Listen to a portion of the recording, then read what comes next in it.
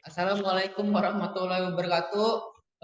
Sebelumnya perkenalkan nama saya Rifki Atala Bintang Ramadan dengan nomor NIM 23314070111008 dan di samping saya di sini namanya.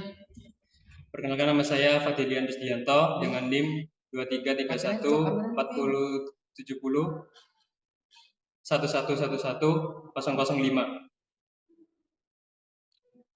Perkenalkan nama saya Ramdan Hidayat dengan NIM 2331470111111. Dan untuk selanjutnya di sini saya akan menjelaskan konsep dasar media penyimpanan.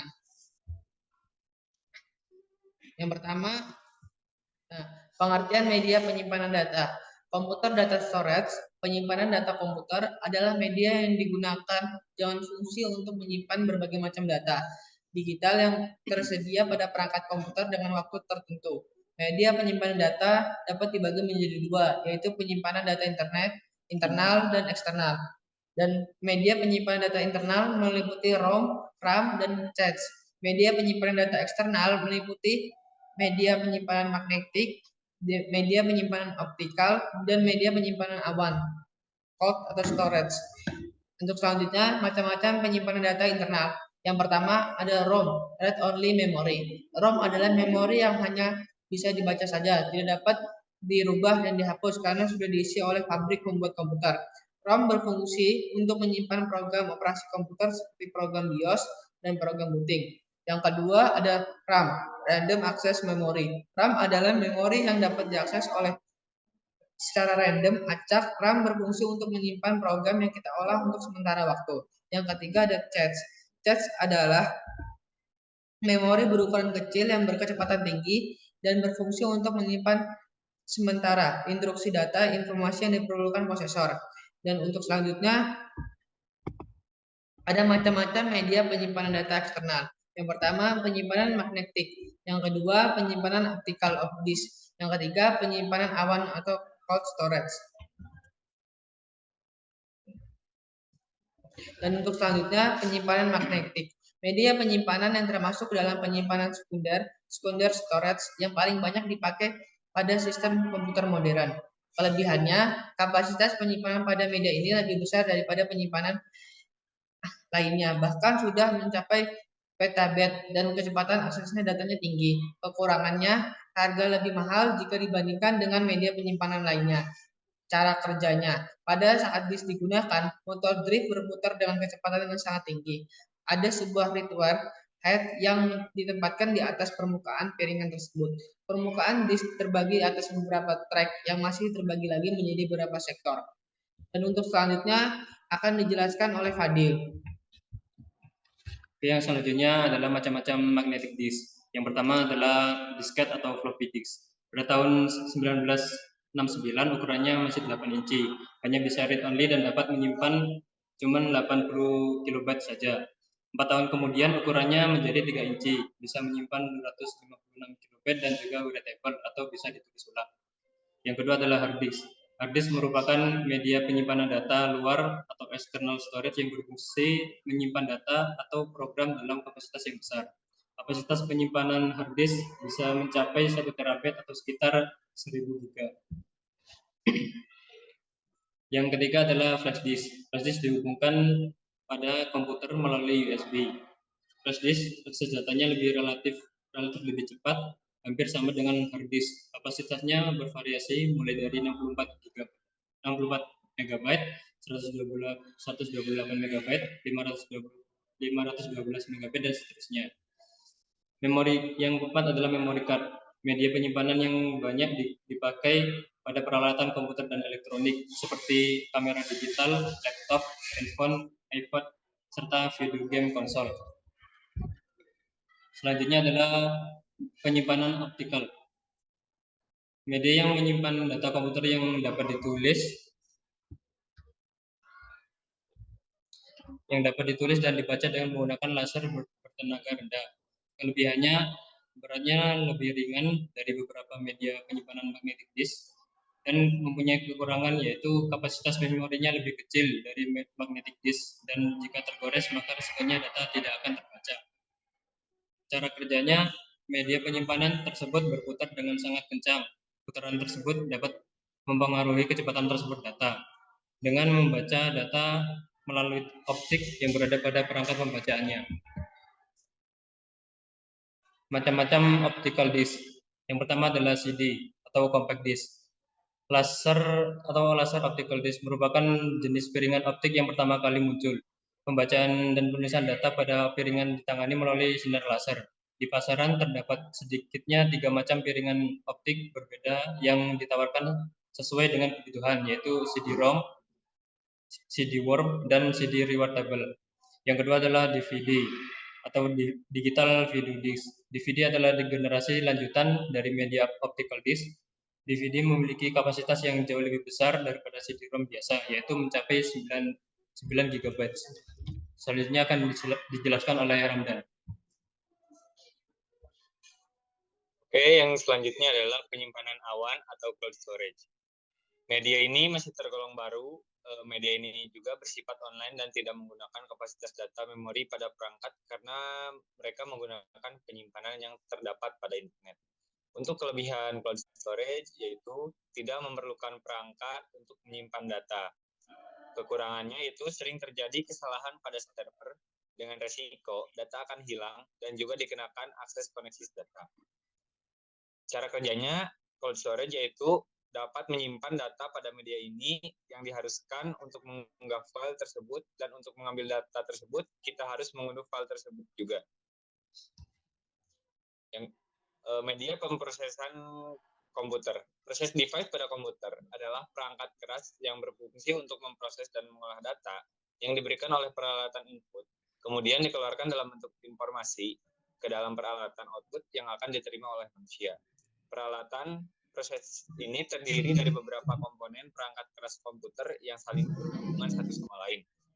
Peralatan proses tersebut diantaranya adalah CPU atau Central Processing Unit, motherboard, prosesor, RAM, ROM, memori, VGA card, LAN card, CMOS, hard disk, floppy disk, CD-ROM, DVD-ROM, power supply, dan lain-lain. Untuk yang pertama adalah CPU. CPU atau Central Processing Unit adalah unsur yang paling penting dari sebuah sistem komputer. Pada mesin besar, CPU memerlukan satu data atau lebih papan sirkuit tercetak. Pada komputer pribadi dan workstation kecil, CPU ditempatkan dalam sebuah klip tunggal yang disebut microprosesor. Yang kedua adalah motherboard. Pusat pengendalian yang mengatur kerja dari semua komponen yang terpasang padanya, mengatur pemberian daya listrik pada setiap komponen PC. Lalu lintas data semuanya diatur oleh motherboard, mulai dari peranti penyimpanan seperti hard disk, CD-ROM, dan peranti masukan data seperti keyboard, mouse, scanner, atau printer untuk mencetak.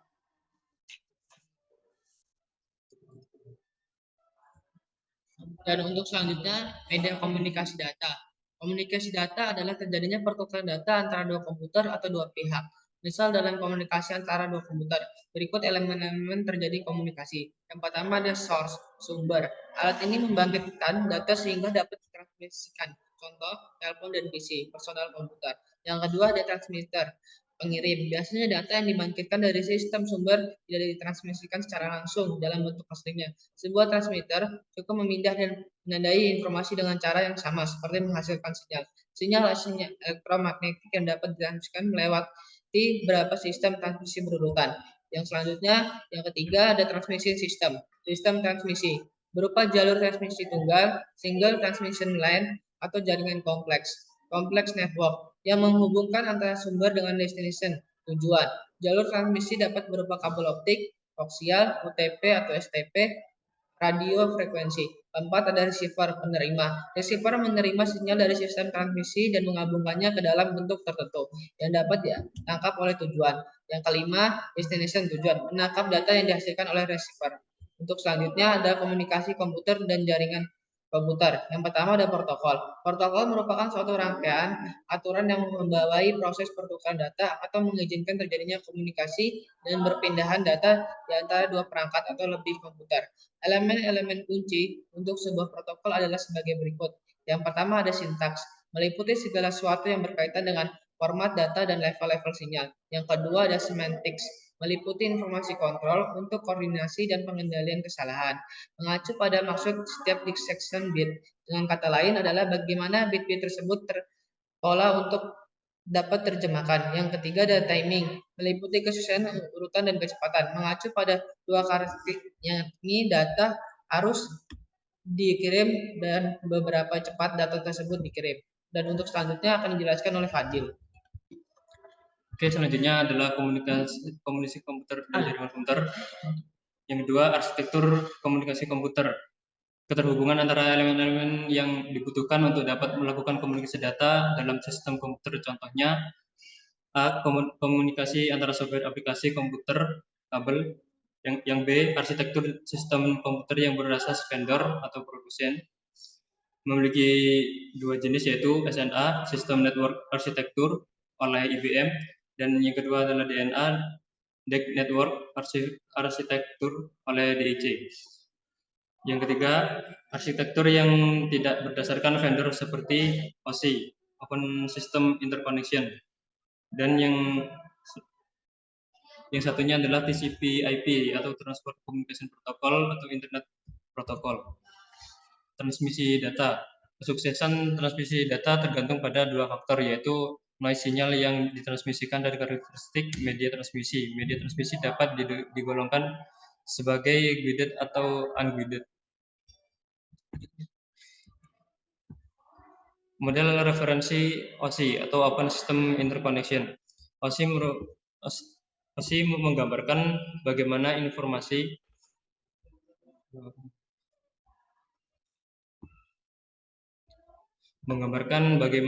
informasi dari suatu software aplikasi di sebuah komputer berpindah melewati sebuah media jaringan ke suatu software aplikasi ke komputer lain. Model OSI secara konseptual terbagi ke dalam 7 lapisan, di mana masing-masing lapisan memiliki fungsi yang spesifik. Fungsi setiap lapisan layer adalah untuk melayani keperluan layer yang berada di atasnya. Model OSI bukanlah merupakan arsitektur jaringan, melainkan hanya menjelaskan tentang apa yang harus dikerjakan oleh sebuah layer. Yang selanjutnya akan dijelaskan oleh Ramdan.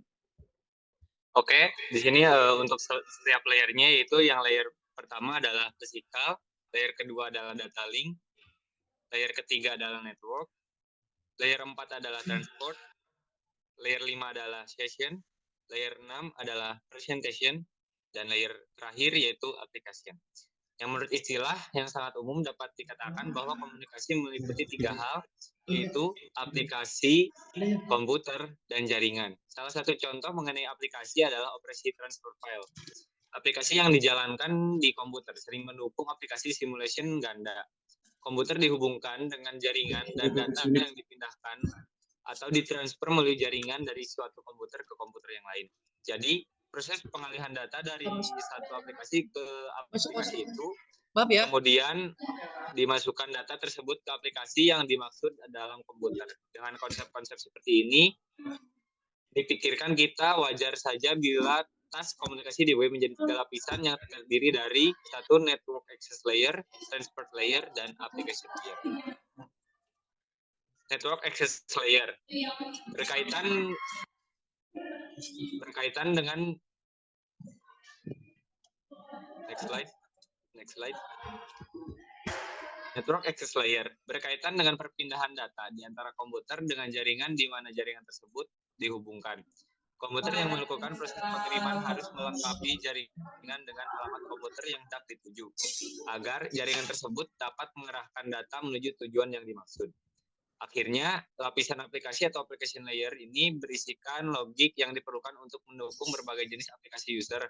Untuk masing-masing tipe aplikasi yang berbeda, misalnya file transfer, diperlukan suatu modul yang terpisah yang khusus terhadap aplikasi tersebut. Singkatnya, lapisan aplikasi menjembatani interaksi manusia dengan perangkat lunak atau software aplikasi. Next. Ini adalah jenis-jenis protokol pada email. Yang pertama yaitu SMTP, yaitu Simple Mail Transfer Protocol. Yang kedua adalah POP3 atau Post Office Protocol 3. Yang ketiga adalah IMAP atau Internet Message Access Protocol. Next, nirkabel yaitu ada 3, yaitu untuk 1 sistem seluler, yang kedua jaringan komputer dan access, dan yang ketiga adalah AirSpeed dan wireless sensor. Untuk sistem seluler yaitu yang pertama Personal Digital Assistant atau PDA, yang kedua adalah Global System for Mobile Communication atau GSM, yang ketiga adalah Code Division Multiple atau disebut CDMA. Yang keempat adalah pesan layanan singkat atau SMS. Yang kelima adalah jaringan through point 5G, 3G, 4G, dan 5G. Untuk jaringan komputer dan internet wireless access yaitu ada Bluetooth, yang kedua akses internet Wi-Fi dan wireless, yang ketiga adalah WiMAX atau Worldwide Interoperability untuk microwave access, yang ketiga adalah RFID dan wireless sensor. RFID yaitu radio frequency identification, dan yang ketiga adalah wireless sensor network. Yang terakhir yaitu terima kasih. Wassalamualaikum warahmatullahi wabarakatuh. Waalaikumsalam warahmatullahi wabarakatuh.